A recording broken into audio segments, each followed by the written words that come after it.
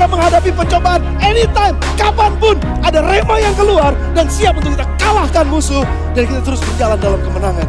Jangan simpan pedang saudara, jangan simpan terang saudara, tapi jalanlah, hiduplah dengan terang dan pedang yang ada di tangan saudara. Dan itu adalah the living word.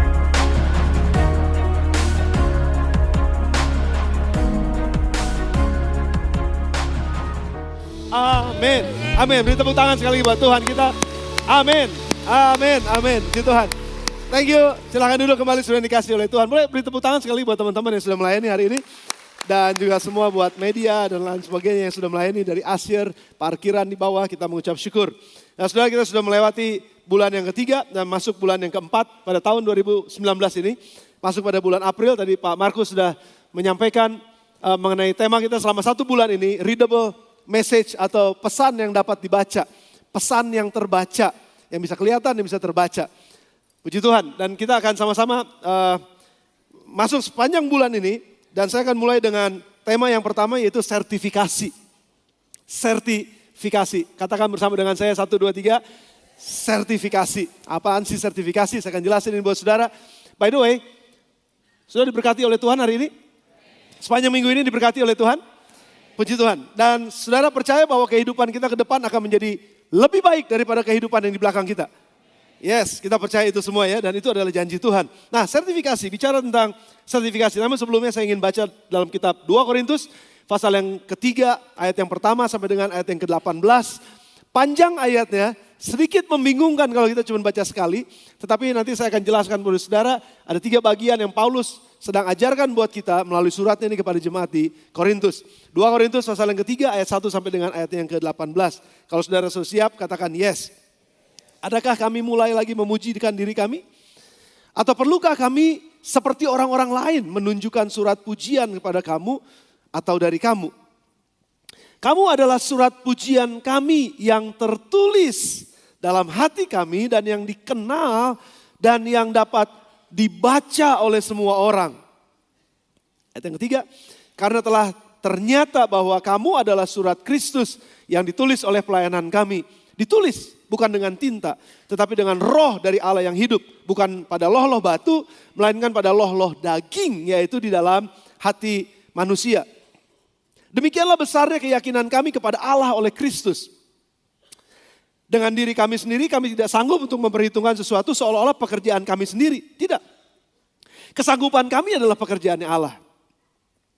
Ialah membuat kami juga sanggup menjadi pelayan-pelayan dari suatu perjanjian baru yang tidak terdiri dari hukum yang tertulis, tetapi dari roh. Sebab hukum yang tertulis mematikan, tetapi roh menghidupkan. Ayat yang ke-7, pelayanan yang memimpin kepada kematian terukir dengan huruf pada loh-loh batu. Itu hukum Taurat yang tertulis di dalam loh batu itu, 2 loh batu itu saudara. Namun demikian kemuliaan Allah menyertai 2 loh batu itu waktu ia diberikan.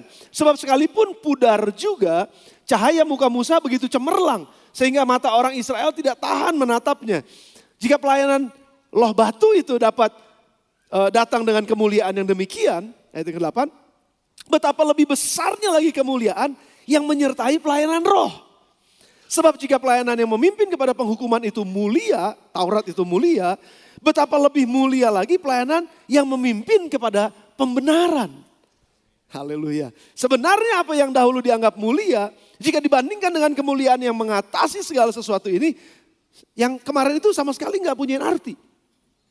Sebab jika yang pudar itu disertai dengan kemuliaan, betapa lebihnya lagi yang tidak pudar itu disertai kemuliaan. Karena kami mempunyai pengharapan yang demikian, maka kami bertindak dengan penuh keberanian. Tidak seperti Musa yang menyelubuki mukanya, supaya mata orang-orang Israel jangan melihat hilangnya cahaya yang sementara itu. 14, tetapi pikiran mereka telah menjadi tumpul, sebab sampai pada hari ini selubung itu masih tetap menyelubungi mereka, sehingga mereka membaca perjanjian lama itu tanpa disingkapkan. Karena hanya Kristus saja yang dapat menyingkapkannya. 15, bahkan sampai pada hari ini setiap kali mereka membaca kitab Musa, ada selubung yang menutupi hati mereka. Tetapi apabila hati seorang berbalik kepada Tuhan, maka selubung itu diambil daripadanya. Wow, haleluya. Ada pewahyuan di situ. Sebab Tuhan adalah roh, dan di mana ada roh Allah, di situ ada kemerdekaan. Puji Tuhan. Yang 18, mari kita baca sama-sama. 1, 2, 3. Dan kita semua mencerminkan kemuliaan Tuhan dengan muka yang tidak berselubung. Dan karena kemuliaan itu datangnya dari Tuhan yang adalah roh, maka kita diubah menjadi serupa dengan gambarnya dalam kemuliaan yang semakin besar. Puji Tuhan. Oh, luar biasa. Saudara, kalau kita baca sekilas ayat-ayat ini agak sedikit memang membingungkan. Dan kita mesti fokus, kita mesti benar-benar serius bacanya pelan-pelan gitu. Dan kita akan bisa mendapatkan apa yang Paulus maksudkan dengan tulisannya di dalam kitab Korintus.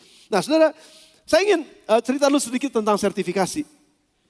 Kita tahu, setiap kita tahu tentu saja kalau sudah bekerja dalam sebuah perusahaan atau sudah kerja di dalam sebuah firm atau apapun itu yang menghasilkan sebuah produk, pasti produknya itu punya yang disebut sertifikasi. Ya. Atau seseorang mungkin mau kerja disertifikasi dulu. Kira-kira dia cocok atau enggak, layak atau enggak dia diterima. Atau suatu benda sebelum, atau satu barang sebelum dia dijual, ada sertifikasinya dulu. Layak atau enggak dijual, layak atau enggak dikonsumsi, layak atau enggak ini dipakai. Mobil atau kendaraan apapun, ada surat layak jalan namanya. Kalau saudara perhatikan itu, saudara yang ada di bisnis ini pasti ngerti, lebih ngerti dari saya. Semua ada sertifikasi saudara. Sertifikasi adalah, saya coba baca di dalam, saya Google aja sertifikasi. Penetapan yang diberikan oleh sebuah organisasi pada seseorang atau institusi untuk menunjukkan bahwa orang atau institusi tersebut mampu melakukan sesuatu pekerjaan secara spesifik. Mampu melakukan sebuah pekerjaan. Jadi terbukti bahwa dia mampu, terbukti bahwa dia teruji, terbukti bahwa dia mumpuni, terbukti bahwa dia punya kualitas tertentu untuk melakukan itu. Ada sertifikasinya.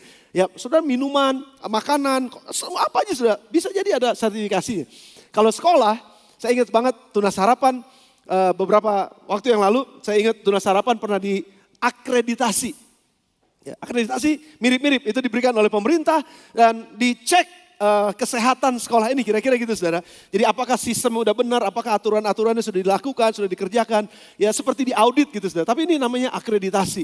Jadi Tunas Harapan, saya ingat banget waktu itu ada Pastor Elisa di sana yang teman-teman guru-guru yang lain. Wah mereka sibuk banget setiap hari saudara, kenapa? Mau diakreditasi. Kenapa? Dilihat semua aturan-aturan dan bagaimana sistem ini dijalankan, bagaimana keputusan kebijakan dilakukan dan lain sebagainya. Sama seperti diaudit saudara. Dan pada saat itu karena begitu sibuknya, begitu ramainya, hektiknya saya ngeliatin. Wah kasihan juga ya mereka sampai larut malam, sampai lembur-lembur. Tapi puji Tuhan hasilnya adalah Tunas Harapan akreditasinya dapat nilai A. Wih, keren banget saudara. Dan ya itu kita harapkan bahwa itu akan terus berlanjut seperti itu. Akan terus dapat akreditasi, dapat nilai A. Artinya apa? Sekolah ini layak memang. Dan sudah memenuhi aturan-aturan yang ditetapkan oleh pemerintah. Sekaligus juga menjalankan sistem yang ada. Menjalankan semua aturan-aturan yang ada sesuai dengan memang sudah ditetapkan. Dan itu sesuai dengan bidang pendidikan yang memang dilakukan. Dan ada banyak hal lain lagi saudara. Kalau di perusahaan saya pernah, karena saya pernah kerja di sebuah bank, lalu ngasih kredit sama sebuah perusahaan, saya datang ke pabrik perusahaan itu, lalu ngeliatin pabrik-pabrik yang ekspor baju. By the way saudara, kita mesti bangga dengan buatan Indonesia. Ternyata saudara, merek-merek terkenal yang ada di luar negeri, kita beli di luar negeri. Made in mana? Cihelet. Saudara percaya atau enggak, believe it or not, itu di Cihelet dibikinnya. Dan ada di daerah-daerah yang lain. Tapi memang enggak pakai merek keluarnya, karena diekspor dulu atau dikeluarin dulu. Nanti di luar, itu dikasih merek luar negeri, terus kita beli, kita bawa lagi ke Indonesia. Waktu itu saya lihat ada QC namanya, quality control. Waktu lihat-lihat gitu, ini bagian apa? Ini bagian QC, dilihatin semua. Yang boleh keluar, barang yang boleh keluar sudah lewatin. Namanya QC, itu seperti sertifikasi, seperti akreditasi, tapi ini layak untuk dijual. Wah itu luar biasa sudah, dan memang semua seperti ini, dan itu sebetulnya yang dunia ini kenal, dunia ini tahu bahwa sesuatu yang berkualitas itu ada sertifikasinya, sesuatu yang berkualitas ada QC-nya, sesuatu yang berkualitas ada akreditasinya, sesuatu yang berkualitas ada surat layak jalannya misalnya, atau apapun itu namanya, apapun itu istilahnya, tapi kira-kira seperti itu saudara. Dan untuk mendapatkan sertifikasi ini yang menyatakan bahwa orang ini layak, yang menyatakan bahwa perusahaan ini layak, perusahaan ini bagus banget. By the way saya juga mau cerita sedikit buat saudara bahwa gereja kita juga diaudit, saudara. Nah, di audit ini hasil audit keuangan gereja kita itu diaudit selama 10 tahun terakhir kalau saya nggak salah. 10 tahun terakhir, mungkin 11 tahun terakhir ini. Gereja kita diaudit secara keuangan oleh bukan auditor internal aja, internal auditor, tapi diaudit juga oleh external auditor yang disebut dengan kantor akuntan publik. Dan secara publik kita di audit sudah. Dan hasilnya selalu wajar tanpa pengecualian. Saya nggak tahu itu bagus atau enggak. Tapi saudara yang ngerti, saudara udah tepuk tangan duluan. Ya saudara nggak tepuk tangan juga nggak apa-apa sih. Saya nggak mau ceritain mengenai hasil atau apanya, enggak. Tapi maksud saya gini saudara, bahwa memang kita mau serius dengan pengelolaan keuangan di gereja ini. Jadi saudara juga bisa mengerti bahwa apa yang saudara berikan itu nggak akan bocor kemana-mana, nggak akan dipakai untuk apa-apa yang bukan untuk keperluannya. Jadi memang dipakai sesuai dengan apa yang memang sudah ditetapkan. Jadi itu ada penilaiannya saudara. Dan penilaian itulah yang membuat kita bisa ngerti bahwa ini layak memang. Ini layak diperhitungkan, ini layak untuk dijual, ini layak untuk dipamerkan kepada umum, ini layak untuk dipakai. Karena memang sudah ada sertifikasinya gitu. Nah namun untuk memperoleh hasil dari sertifikasi yang baik atau akreditasi yang baik, itu ada proses yang harus dijalanin. Dan prosesnya itu luar biasa sulitnya saudara. Karena harus melewati standar-standar yang harus dicapai. Sehingga kalau nggak sampai standarnya kemungkinan ini nilainya memang nggak terlalu bagus. Nah oleh sebab itu saudara, untuk mendapatkan sertifikasi, untuk mendapatkan pengakuan, itu dibutuhkan ujian. Dan ujian itu kadang-kadang memang seringkali bikin kesel, seringkali bikin kita putus asa, seringkali bikin kita ngapain sih gini-ginian, ngapain sih kita udah capek-capek, ngapain kita udah kerja, ngapain kita masih begini-begini juga harus dinilai segala macam. Kenapa? Hanya untuk membuktikan bahwa kita lulus ujian. Sama dengan anak sekolah juga seperti itu saya pikir. Dan yang terakhir saudara, mengenai sertifikasi ini, siapa yang mengeluarkan surat sertifikasi itu akan sangat menentukan tingkat kepercayaan dari masyarakat yang membacanya. Siapa yang mengeluarkan akreditasi itu akan menentukan seberapa besar kepercayaan masyarakat yang melihatnya. Siapa yang mengeluarkannya? Kalau kantor akuntan publik, saya sebutin aja satu nama misalnya. A, B gitu, saudara mungkin tahu namanya. Kalau kita sebutkan perusahaan akuntan publik ini misalnya. Wah itu mah bonafit punya, bagus punya. Artinya apa? Perusahaan saudara akan menjadi perusahaan yang dipercaya. Karena akuntan publiknya juga ini terkenal luar biasa, bagus. Siapa yang mengeluarkannya akan menentukan tingkat kepercayaan dari orang yang membacanya. Nah sekarang saudara, apa sih hubungannya dengan apa yang kita baca dari surat Rasul Paulus tadi? Rasul Paulus menceritakan sebetulnya di dalam ayatnya yang ketiga dan ayat yang kedua dan ayat yang ketiga dari pasal yang kita baca 2 Korintus pasal yang ketiga tadi. Dikatakan ayat yang kedua. 2 Korintus pasal yang ketiga ayat yang kedua. Kamu adalah surat pujian kami yang tertulis dalam hati kami. Yang dikenal dan dapat dibaca oleh semua orang. Karena telah ternyata bahwa kamu adalah surat Kristus yang ditulis oleh pelayanan kami. Ditulis bukan dengan tinta tapi dengan roh dari Allah yang hidup. Bukan pada loh-loh batu melainkan pada loh-loh daging. Yaitu di dalam hati manusia. Nah saudara lihat, kita semua kata Paulus sebagai umat Tuhan. Waktu dia bicara kepada jemaat Korintus ini juga berlaku buat kita. Nah pada saat Paulus katakan kamu adalah surat yang tertulis yang dapat dibaca oleh semua orang. Karena apa? Karena pelayanan yang kami lakukan buat kamu sekaligus karena pekerjaan roh Allah di dalam kamu. Jadi kamu sudah mengalami ada begitu banyak hal. Kamu sudah mengalami ada begitu banyak proses dalam kehidupanmu. Dan sekarang aku mau katakan dengan sangat jelas bahwa ada hasil yang tertulis yang bisa dibaca oleh semua orang dengan apa yang Roh Kudus lakukan dalam hidupmu, dengan pelayanan-pelayanan yang kami kerjakan buat kamu. Kamu adalah surat yang tertulis, dengan kata lain, kamu sudah jelas sertifikasinya. Kamu sudah teruji. Kamu adalah orang-orang yang luar biasa yang cerita hidupmu bisa dibaca oleh semua orang. Tapi cerita hidupnya bukan cerita hidup yang asal-asalan, bukan cerita hidup yang ya cuma sekedar cerita hidup yang yang biasa-biasa aja, enggak. Kamu itu adalah surat yang terbuka, yang bisa dibuktikan, yang bisa nyata banget bagaimana saya ngalamin banyak tantangan, banyak masalah. Waktu saya melayani kalian, kalian mempunyai kualitas tertentu karena pelayanan yang diberikan kepada kalian. Dan Roh Kudus yang mengerjakan sesuatu dalam hidupmu, mengubahkan pola pikirmu, mengubahkan pola hidupmu, mengubahkan kebiasaan-kebiasaan burukmu. Sampai hari ini engkau berubah dengan luar biasa dan engkau adalah surat yang bisa dibaca. Surat Tuhan yang bisa dibaca oleh semua orang. Kamu adalah sertifikasinya. Dan kalau bisa dibuka, kalau bisa dibaca, sertifikasimu itu bagus. Kamu sudah teruji, kamu sudah luar biasa. Nah ini yang sedang Paulus katakan sebenarnya saudara. Dan saya mau ajak kita semua berpikir sekarang, apa yang Roh Kudus sudah lakukan dalam hidup kita? Apa yang firman Tuhan sudah lakukan dalam kehidupan kita?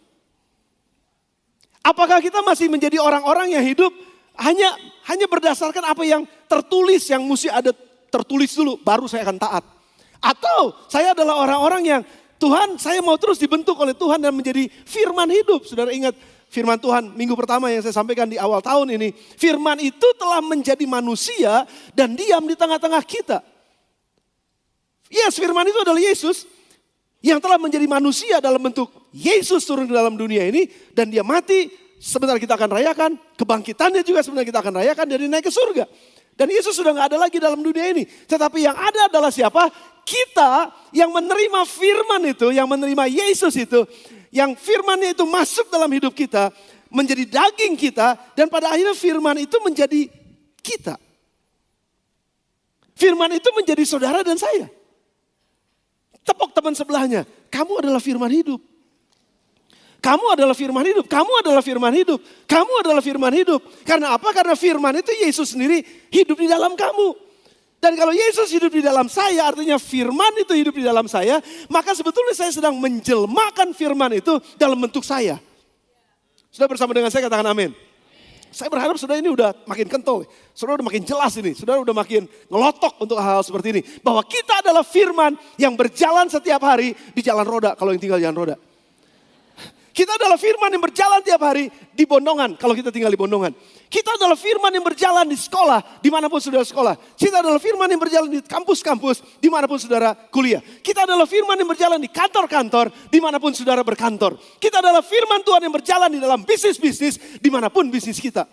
Kita adalah firman yang berjalan, kita adalah firman yang hidup, kita adalah firman yang bisa dibaca oleh orang. Itu yang Paulus mau katakan saudara. Bahwa kita ini seharusnya punya bukti sertifikasi yang benar. Jangan sampai sertifikasi kita C atau D nilainya bahkan gak lulus. Tapi kita mau jadi sertifikasi yang benar yang kalau orang baca dia terbukti. Dia siapa? Dia orang Kristen. Gereja di mana? GC Bethlehem. Sertifikasinya pasti A+. Kita mau saudara bahwa hidup kita itu kalau dibaca oleh orang, terus orang bilang begini, dia layak memang benar-benar dipromosi. Dia layak dapat keuntungan memang. Dia layak disebut suami yang luar biasa, memang betul. Dia layak disebut sebagai istri yang hebat. Dia layak disebut sebagai anak yang uhau. Dia layak disebut sebagai orang tua yang excellent. Dia layak disebut sebagai karyawan nomor 1. Dia layak karena apa? Sertifikasinya jelas. Dan itu yang Paulus mau sampaikan buat jemaat di Korintus dan juga buat kita pada pagi hari ini. Bagaimana sertifikasi kehidupan kita? Apakah kita punya sertifikasi yang layak untuk dipertanggungjawabkan? Bagaimana sertifikasi rumah tangga kita? Bagaimana sertifikasi kuliah kita? Oh, mungkin pastor, saya nih kasih lihat nih, ini saya bagus banget nih, semuanya nilainya A+. Saya nih udah maksimal cum laude, kalau ada maksimum cum laude. Kalau bisa dilebihin lagi, kenapa? IPK saya udah gak bisa 4,7 terus. Jadi lewat terus pasti IPK-nya. Karena ini udah saking bagus, udah saking mentok, udah gak bisa lagi lewat jadinya. Saya udah bagus banget nih di sini. That is good. Itu bagus banget saudara dengan apa yang tertulis. Tapi yang Tuhan mau apa? Bukan cuma yang tertulis di atas kertas, bukan cuma yang tertulis di atas batu, bukan cuma yang tertulis di ada dinding-dinding, tapi yang tertulis di dalam hatimu. Itu yang paling penting saudara. Hukum, peraturan, bukan apa yang tertulis di dinding, bukan apa yang tertulis di kitab-kitab, bukan hanya apa yang tertulis di WC, bahkan ada WC yang tertulis firman-firman Tuhan supaya setiap kali orang ada di WC jangan ngelamun. Tapi baca firman dan renungkan firman di WC. Ada di situ Tapi itu semua tertulis. Tapi bukankah lebih baik kalau firman itu tertulis dalam loh hati kita? Saya ingin bagikan sedikit buat saudara bagaimana firman itu menjadi manusia dan bagaimana prosesnya firman itu menjadi manusia. Roma 8 ayat 5 sampai dengan ayat yang ke-6. Mari kita baca sama-sama. Roma 8 ayat 5 sampai dengan ayatnya yang ke-6. Hidup kita ini bergerak ke arah pikiran kita yang paling kuat. Sudah catat nih. Hidup kita bergerak ke arah pikiran kita yang paling kuat. Sekali lagi. Hidup kita bergerak ke arah pikiran kita yang paling kuat. Our strongest thought.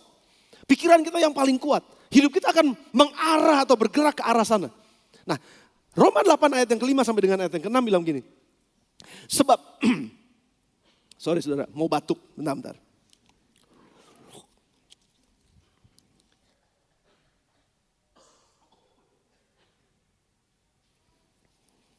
Firman Tuhan bilang begini, sebab mereka yang hidup menurut daging, saudara perhatikan ayatnya ya. Memikirkan hal-hal yang dari daging, memikirkan hal-hal yang dari daging.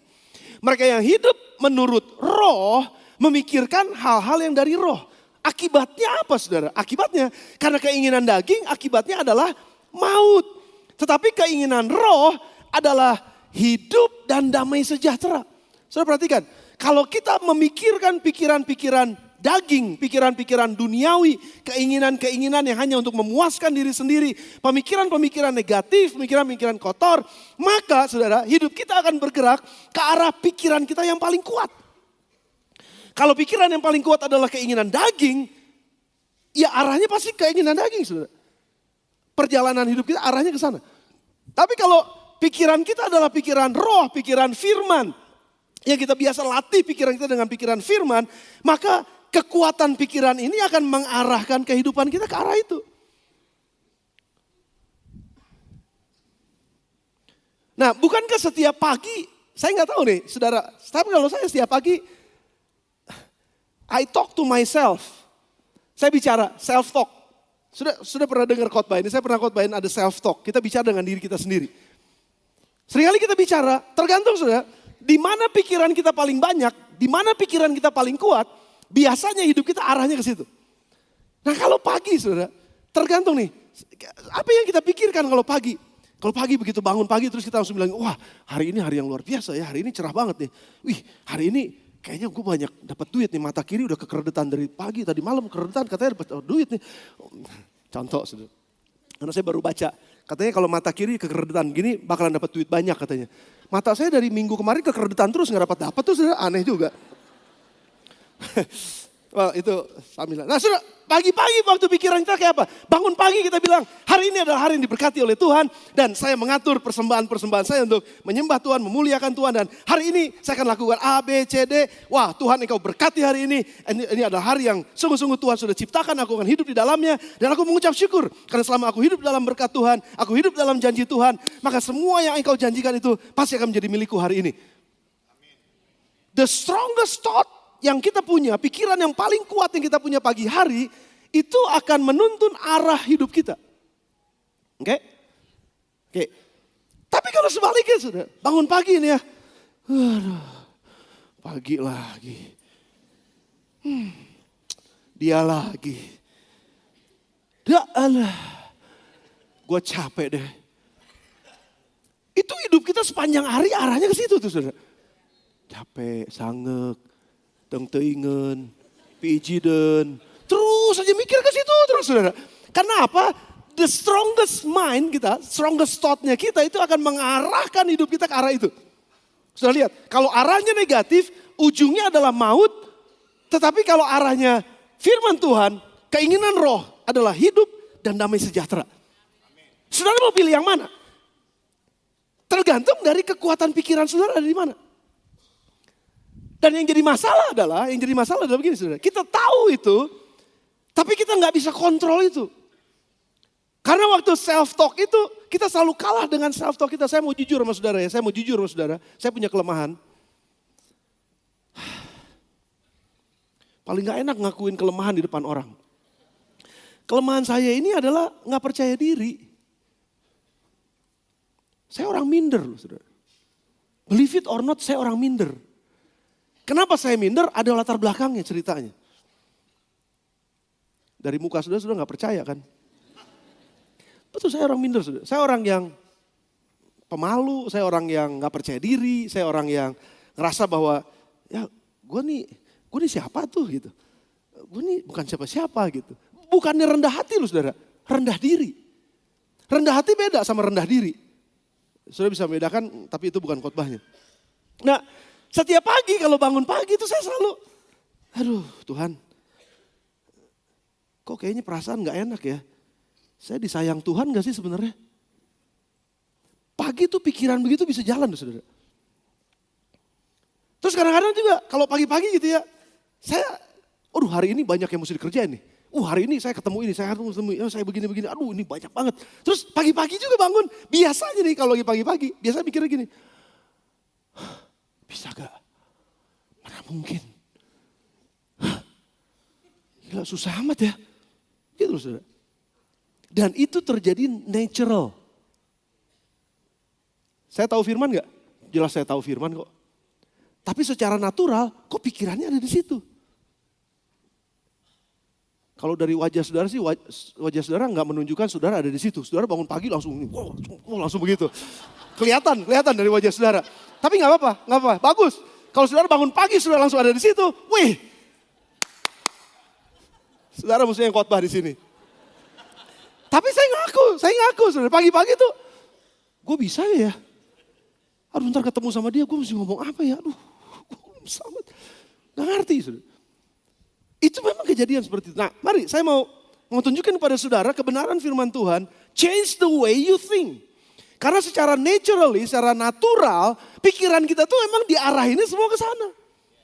Saya udah jadi suami yang baik belum ya? Gitu kadang-kadang. Kalau saya bangun duluan nih, biasanya saya kalau pagi-pagi itu saya berdoa. Epi masih tidur, terus saya liatin ya dia.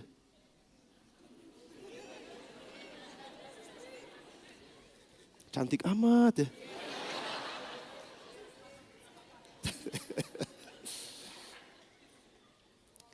Lagi ngipasin areng. Cantik amat ya.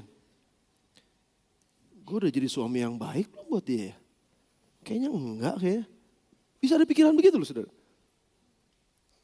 Coba saya gak tahu. Apa dialog yang saudara lakukan sementara pagi-pagi saudara bangun tidur untuk memulai hari saudara? Apa dialog saudara? Kalau saya kebanyakan secara natural itu arahnya apa iya, apa bisa. Karena latar belakang itu saudara. Namun Paulus katakan begini. 2 Korintus pasal yang ke-10 ayat yang ke-3 sampai dengan ayat yang ke-5. Mari kita baca ini ayat powerful saudara. 2 Korintus pasal yang ke-10 ayat yang 3 sampai dengan ayat yang ke-5. Memang kami masih hidup di dunia ini. Sama. Saya ngomong sama Paulus. Memang saya masih hidup dalam dunia ini. Kecenderungannya biasanya negatif terus, ngelihat orang negatif, nilai orang negatif, menghakimi dan lain sebagainya. Seringkali dialog itu ada saudara. Lu gak lebih benar dari gua, gua lebih hebat dari lu dan lain sebagainya. Mungkin aja itu ada dalam dialog. Karena memang masih hidup dalam dunia ini dengan semua keinginannya yang duniawi itu. Masih ada sudah betul. Tapi Paulus katakan, tapi kami gak berjuang secara duniawi. Dengan kata lain, walaupun itu memang ada kecenderungan seperti itu, tapi kami nggak mau kalah dengan berjuang secara duniawi dan akhirnya masuk ke sana. Enggak, kami nggak mau masuk di situ. Kami nggak mau berdiri di situ. Kami nggak mau tetap duduk di situ. Kami mau keluar dari tempat itu dan kami nggak mau kalah di situ. Karena perjuangan kami ini bukannya berjuang melawan hal-hal yang kelihatan seperti ini. Enggak. Ini perjuangan yang harus aku lawan. Memang kami masih hidup dalam dunia, tapi kami tidak berjuang secara duniawi. Kenapa ayat yang keempat? Karena senjata kami, saudara ingat pedang roh? Yang ingat pedang roh katakan amin. Saya berharap saya bawa pedang itu. Karena senjata kami dalam perjuangan bukanlah senjata duniawi yang kelihatan. Tetapi senjata atau melainkan senjata yang diperlengkapi dengan kuasa Allah. Yang sanggup meruntuhkan benteng-benteng atau strongholds. Ayat yang kelima. Kami mematahkan setiap siasat orang, merubuhkan setiap kubu yang dibangun oleh keangkuhan manusia untuk menentang pengenalan akan Allah. Kami menawan segala pikiran dan menaklukkannya kepada Kristus. Sudah perhatikan. Ini senjata yang hebat kata Paulus. Yaitu apa? Pikirannya Kristus. Aku taklukkan semua pikiran duniawiku ini kepada pikiran Kristus. Dan itu adalah senjata hebat di mana aku bisa menang dalam hidup ini. Di mana aku nggak bisa dikalahkan dengan pikiran-pikiran pagi tadi. Aku nggak dikalahkan oleh intimidasi apapun. Aku nggak dikalahkan oleh keadaan yang membuat aku khawatir, yang membuat aku takut. Tapi aku bisa menang atas masalah itu. Bukan dengan kekuatan dagingku, bukan dengan kekuatan duniawiku, bukan dengan kekuatan keuanganku, bukan dengan hal-hal yang duniawi. Tapi dengan hal-hal yang rohani. Aku bisa menang. Dan itu adalah senjata yang gak kelihatan. Dan itu ampuh, powerful. Dan stronghold yang ada, kekuatan-kekuatan keangkuhan manusia yang dibangun di dalam pikiranku. Selama aku hidup 48 tahun ini. Semua masa laluku, pikiran yang jelek semuanya. Itu yang menjadi stronghold, bisa dikalahkan, bisa dihancurkan ketika aku tawan pikiran itu. Dan menaklukkannya pada pikiran Kristus. Sudah perhatikan nih, sudah lihat nih. Gimana caranya dia menang? Menawan pikiran dan menaklukkannya kepada Kristus. Saya nggak tahu pikiran negatif apa yang sedang berdialog dalam pikiran saudara pada pagi hari ini. Apa yang sedang berdialog dalam pikiran saudara? Mungkin ada rencana-rencana yang nggak benar yang sedang bermain dalam pikiran saudara. Mungkin ada hikmat dunia yang sedang bermain. Mungkin ada hikmat nafsu manusia yang sedang bermain. Mungkin ada hikmat dari setan-setan yang sedang bermain dalam pikiran saudara. Dan itu yang membuat saudara, saudara gak sabar, saudara gak tahan. Saudara marah, saudara kecewa, saudara cemburu mungkin. Saudara sakit hati, mungkin saudara tersinggung, saudara kecewa. Itu membuat negatif banyak dalam pikiran saudara saat ini. Dan berdialog di sana. Dan ketika itu ada, Paulus katakan, aku menawannya, aku tahu.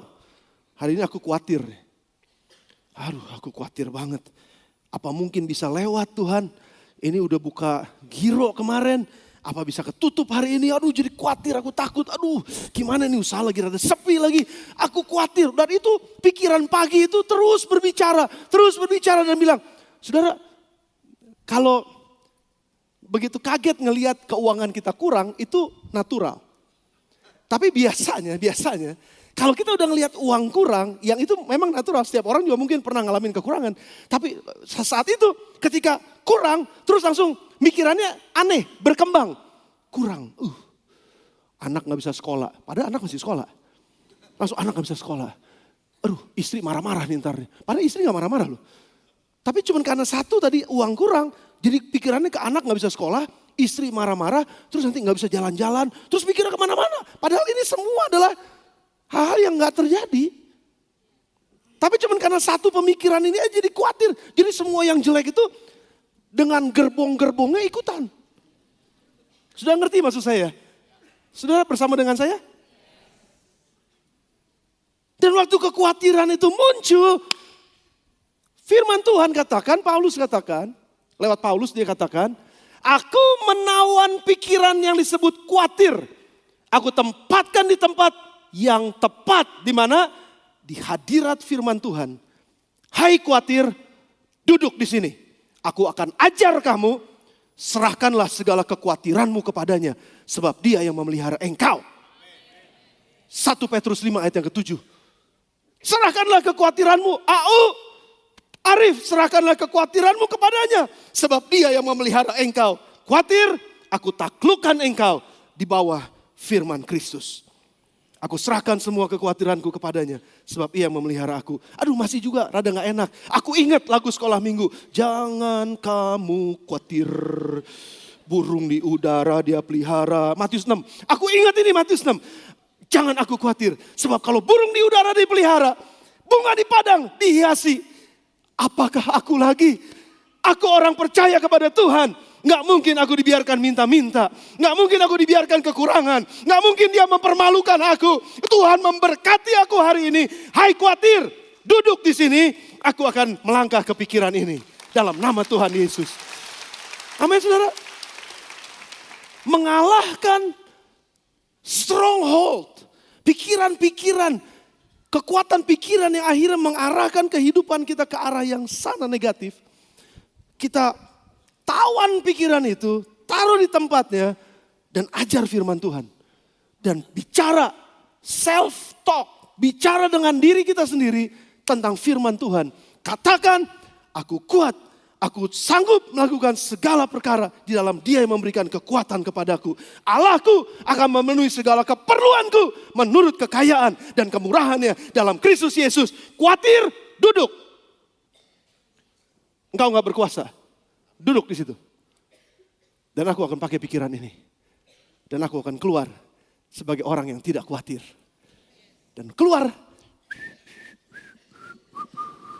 Nyanyinya, aku tidak khawatir.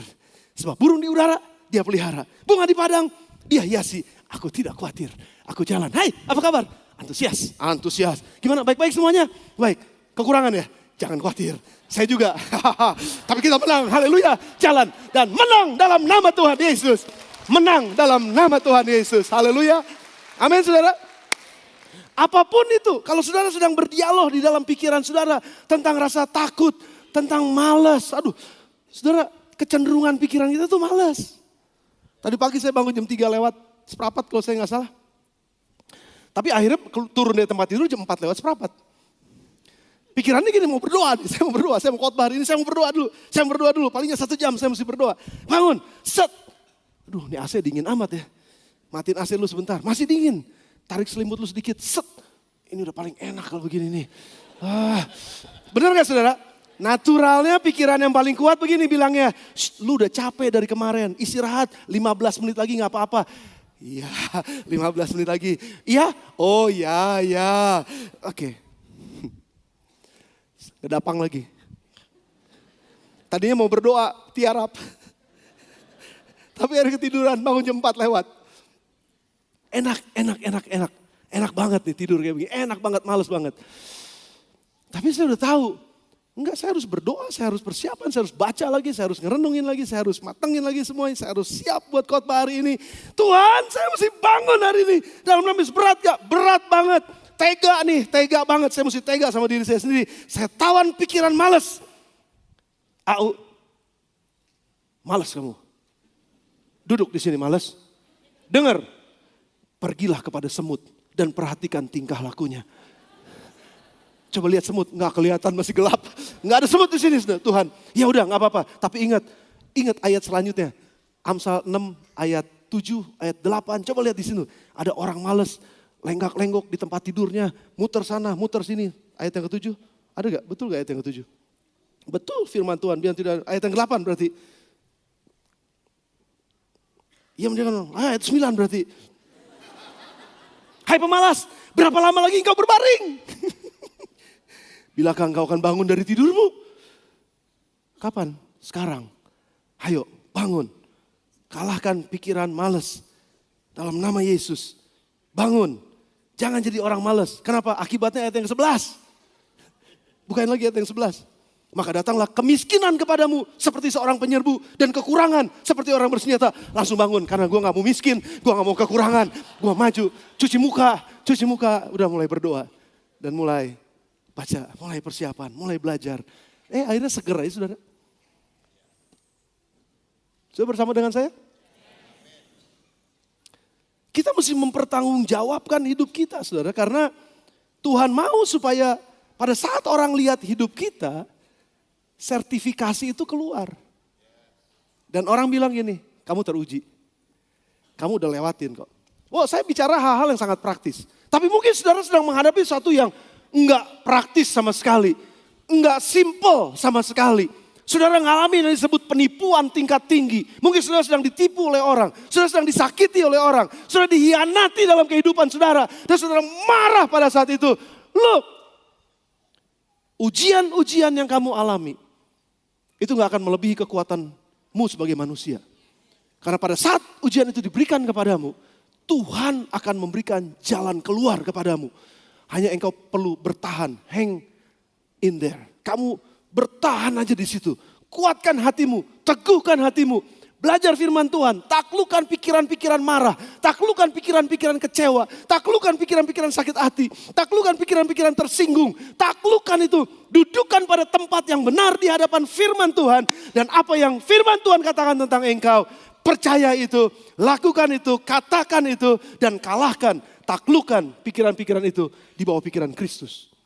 Dengan firman Tuhan. Dan makanya kenapa the living word menjadi begitu penting buat kita. Saudara. Karena hanya dengan living word lah, hanya dengan firman hidup itulah, maka kita akan menjadi orang-orang yang teruji di dalam kehidupan kita. Kita akan jadi orang-orang yang teruji pada saat menghadapi maut sekalipun. Pada saat menghadapi hal yang gak nyaman sekalipun. Karena berat banget, aduh Tuhan gak tahan nih kayak begini. No. Kasih karuniaku cukup buat kamu. Justru dalam kelemahanmu lah, kekuatanku akan jadi nyata. Itu yang Tuhan katakan.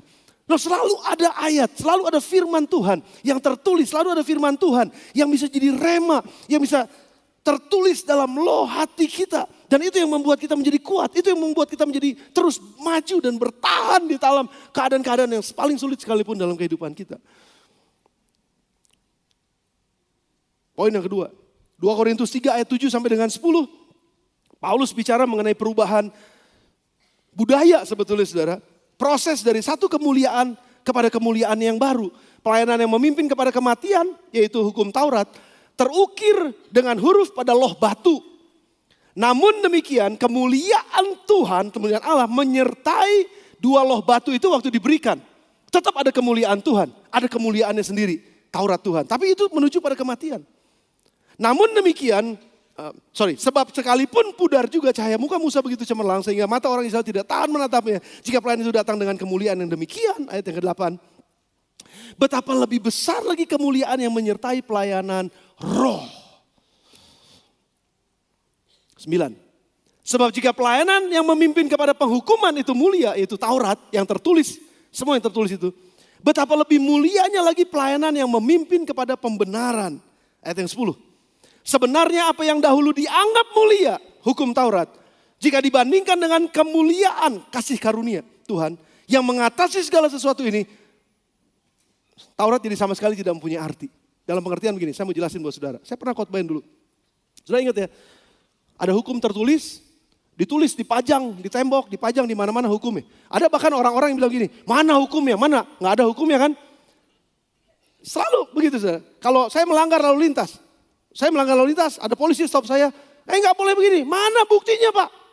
Nggak ada. Beberapa kali saya sempat ditangkap sama polisi. Tapi dia bilang, tangkap sama polisi. Nah, kenapa begini? Terus dia bilang, oh Bapak melanggar lalu lintas, itu lampu merah Bapak lewatin. Katanya. Lampu merah yang mana? Selalu bertanya, mana buktinya? Mana tulisannya? Mana tandanya? Saudara, masa sih? Saya yakin saudara pasti nggak akan buang sampah sembarangan kan? Bethlehemers, kita ulang tahun, by the way kita ulang tahun nanti di SCCC loh saudara. Dan saya mau kita pulang dari SCCC nggak ada sampah sedikit pun di sana. Karena jemaat Bethlehem. Dan nggak perlu dong bagian signage nanti tuliskan dilarang buang sampah. Sudah ngerti maksud saya? Udah nggak perlu lagi ada tulisan dilarang buang sampah sehingga kita nggak buang sampah. Makanya kenapa MRT nggak ada tempat sampah?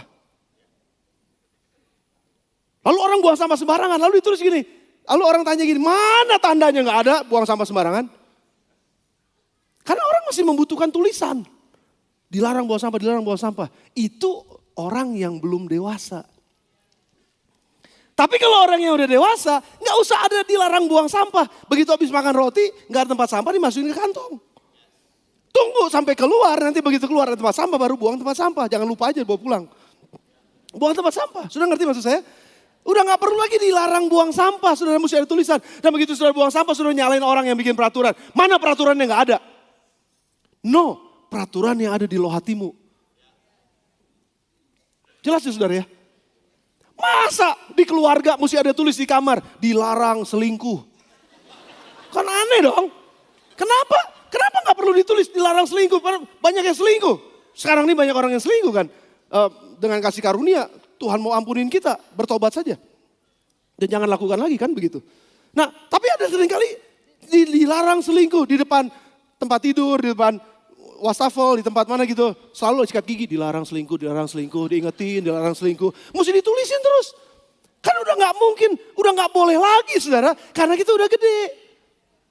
Secara rohani kita juga udah dewasa dong. Masa mesti ditulisin terus? Satu kali saya cerita tadi pagi. Di kantor kami, saya pernah ceritain ini udah lama banget. Di kantor kami tuh, di kantor staff pay, itu kalau ada yang habis makan tuh biasanya gak cuci piring. Dulu, udah lama. Oke, saya nggak tahu, itu ada tulisan, saudara, ada tulisan nilai kerajaan sorga. Hebat gak? Berarti lu kalau nggak cuci piring lu nggak bernilai, gitu kira-kira. Nilai kerajaan sorga. Lalu ditulis di situ, barang siapa yang habis makan harap cuci piringnya, karena itu nilai kerajaan sorga. Saya nggak tahu siapa yang nulis, dan itu udah cukup lama, saudara. Dan saya juga nggak terlalu merhatiin lagi. Terus belakangan, udah lama juga sih. Belakangan itu ternyata udah nggak ada tulisannya di situ. Dan memang udah nggak ada lagi piring di situ. Karena awalnya memang masih pakai tulisan supaya ngingetin orang cuci piring. Tapi begitu orang udah jadi biasa, akhirnya udah nggak perlu lagi ada tulisan. Karena tulisannya udah pindah ke loh hati. Sudah ngerti maksud saya? Dan akhirnya memang udah gak ada tulisan dan sekarang memang udah gak ada lagi piring di sana yang gak dicuci. Kalau ada pasti lupa. Kalaupun gak lupa itu pasti bukan staff. Orang yang numpang lewat ke situ pasti. Saudara ngerti maksud saya? Nah sekarang, apa dialog yang sedang terjadi dalam pikiran kita pada pagi hari ini? Apakah kita masih mengandalkan mana firmannya? Saya gak lihat firmannya. No. Setiap firman yang kita dengar, jadikan itu rema dalam hati kita. Tempelin itu dalam hati kita, loh hati kita. Tuliskan itu benar-benar. Makanya kenapa kita perlu ingat firman Tuhan setiap hari, renungkan firman Tuhan setiap hari, dan lakukan firman Tuhan setiap hari sehingga itu menjadi darah daging kita. Betul, kita masih perlu Alkitab tertulis, memang betul. Tapi satu saat, saya nggak tahu nih, satu saat kalau kita masuk masa penganiayaan, Alkitab dibakar semua misalnya. Dimusnahkan semua firman Tuhan ada di mana? Kamu adalah surat yang dibaca oleh setiap orang. Artinya firman itu sudah ada di dalam kita. Kita mau bangun ini terus, saudara. Sudah sempurna? Belum. Kadang-kadang kita juga hilaf, kadang-kadang kita juga lupa. Makanya kita perlu life group. Saling ngingetin, tadi pagi gue belajar ini loh. Kemarin malam saya belajar ini loh. Gue gak pernah pikir tuh. Tapi itu ayatnya ada. Baru tahu. Kita mungkin gak baca itu, tapi teman kita baca itu. Dan mulai share satu sama lain. Dan di situ kita dikuatkan. Di situ kita semakin, iya, gue gak pernah kepikir loh. Tapi memang itu seperti itu kira-kira. Dan Tuhan mau supaya proses ini terjadi dalam kehidupan kita. Sehingga satu saat ketika Tuhan tanya, aku mau lihat dong sertifikasi kamu seperti apa. Apakah kita bisa katakan begini, Roh Kudus melalui firman-Mu yang engkau sudah sampaikan lewat khotbah, di YouTube kah, di gereja kah, lewat di mana aja saudara dengar khotbah, sudah baca renungan, WPDA, di dalam live group. Melalui firman itu Roh Kudus bicara dalam hati saya tangkap itu sebagai rema dan akhirnya itu tertulis dalam loh hati saya. Dan saya kerjakan, saya lakukan sungguh-sungguh. Sehingga gak perlu lagi ada diingat-ingatin tulisan-tulisan. Tapi otomatis saya udah ngejalanin ini dengan baik. Saudara apapun itu yang menjadi dialog dalam pikiran saudara. Izinkan firman Tuhan untuk menang dan tempatkan dialog yang negatif dalam pikiran kita itu. Tempatkan di tempat yang benar, di hadapan firman Tuhan. Taklukkan itu dalam pikiran Kristus dan kerjakan dalam kehidupan kita. Setiap hari, setiap saat. Makanya gak heran kalau firman Tuhan katakan berbahagialah orang yang tidak berjalan menurut nasihat orang fasik. Yang tidak berdiri di jalan orang berdosa. Dan yang tidak duduk dalam kumpulan pencemooh. Tetapi yang kesukaannya, God, kesukaannya, saya suka firman Tuhan. Ialah merenungkan firman itu siang dan malam. Ia akan menjadi seperti pohon yang ditanam di tepi aliran air. Yang menghasilkan buahnya pada musimnya. Yang tidak pernah layu daunnya. Dalam masa-masa sulit sekalipun dia gak layu. Dalam masa-masa kering buahnya tetap keluar. Dalam setiap musim kehidupannya. Dia tidak akan pernah tidak berbuah. Dia selalu menghasilkan buah dan tidak pernah layu daunnya. Dan apa saja yang dilakukannya, diperbuatnya berhasil. Saudara mau hidup saudara berhasil? Saya tutup dengan ayat yang terakhir, 2 Korintus pasal yang ke-8, 2 Korintus pasal yang ketiga ayat yang ke-18. 2 Korintus pasal yang ketiga ayat yang ke-18. Dan kita semua, pada akhirnya Paulus katakan nih, mencerminkan kemuliaan Tuhan dengan muka yang tidak terselubung. Karena kita terbuka untuk dikoreksi oleh firman. Tidak terselubung dan karena kemuliaan itu datangnya dari Tuhan yang adalah roh. Maka kita diubah menjadi serupa dengan gambarnya dalam kemuliaan yang semakin besar. firman Tuhan yang dikerjakan oleh Roh Kudus dalam hidup seseorang berkuasa untuk mengubah orang tersebut menjadi lebih mulia dibandingkan hari yang kemarin.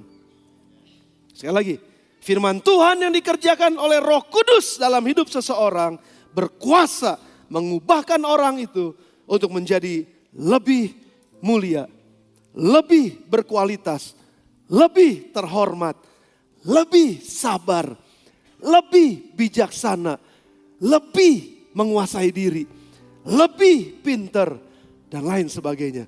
Lebih. Saya yakin bahwa saudara semua di tempat ini, termasuk saya, kita rindu untuk hidup kita menjadi lebih. Lebih hati-hati, lebih sabar, lebih jujur, lebih setia, lebih nahan diri, nggak lebih emosional, ya, tapi lebih tenang. Menjadi orang-orang yang lebih mulia dari hari ke hari. Karena kita diubahkan dari hari ke hari. Dengan apa saudara? Menaklukkan pikiran negatif kita kepada pikiran Kristus. Dan itu adalah senjata yang akan membuat kita menang. Meruntuhkan semua tembok-tembok keangkuhan manusia. Dan itu adalah janji Tuhan buat kita. Sehingga pada saat orang lain lihat hidup kita, wih kemarin mau dia pemarah banget ya. Gile bener, dia berubah loh. Itu surat yang dibaca oleh orang, hidup yang berubah. Wih kemarin dia jadi suami kasar banget sama bininya. Wih kalau ngomong, gue ngeri. Tapi sekarang dia begitu bisa loving. He is a loving husband. Dia berubah banget ya. Kenapa bisa seperti itu? Wow, dia berubah luar biasa loh. Dia, wah istrinya juga, saya senang banget suami saya berubah. Suami bilang, wah saya senang banget. Ini gue masih cerewet sih, tapi cerewetnya udah gak nyakitin. Berubah saudara, menjadi lebih mulia. Dan itu adalah sertifikasi. Kalau di audit, kita kedapatan wajar tanpa pengecualian. Kita didapatkan menjadi lebih baik. Kita didapatkan lebih sempurna. Dan firman Tuhan katakan semakin mulia dalam kemuliaan yang semakin besar. Sudah belajar sesuatu? Mari tundukkan kepala sebentar. Kita datang kepada Tuhan. Kita akan akhiri dengan doa. Mengucap syukur kepada Tuhan buat firman ini.